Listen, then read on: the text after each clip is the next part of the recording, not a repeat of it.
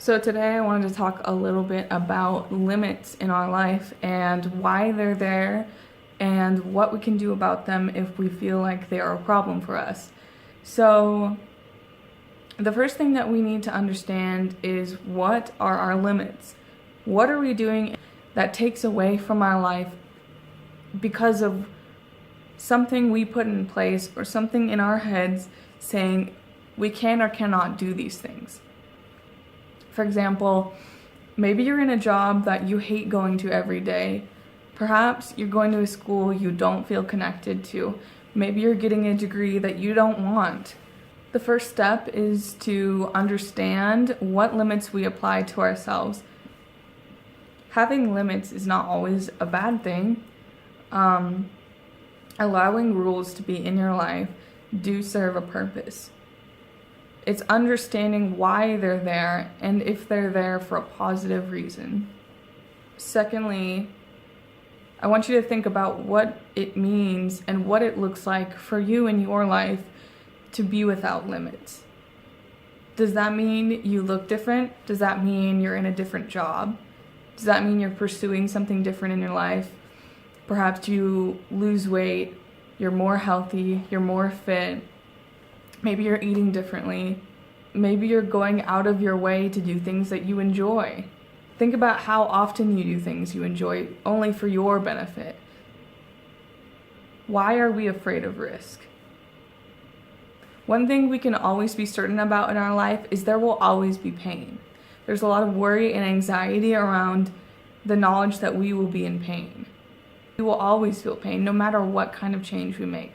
So with that, you can put that anxiety aside, because now you know you're always going to be in pain.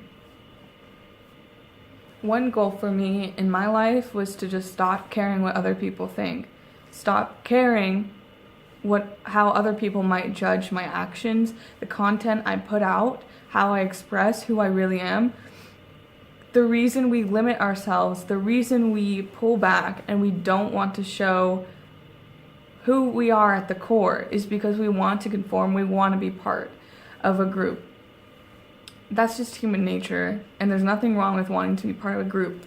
However, I think for many people, for most people in westernized society, we aren't who we think we are. We aren't our true selves.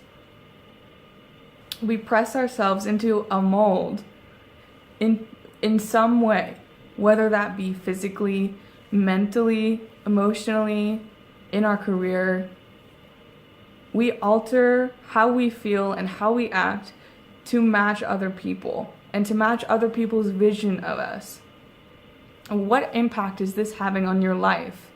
How is this changing your fears, your beliefs, and your emotional and mental health?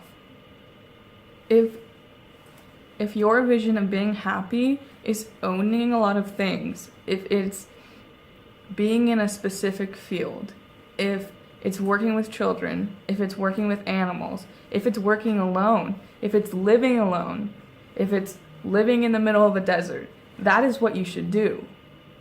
There's nothing wrong with anything you desire as long as you're doing it solely for your own gratification, for your own happiness. We need to remove the feeling that there is something wrong with us. There's something wrong with how we feel. There's nothing wrong with having emotions. There's nothing wrong with experiencing emotions as human beings. So I hope this helped you on your journey to becoming your best self. That was my unsolicited opinion. See you next time.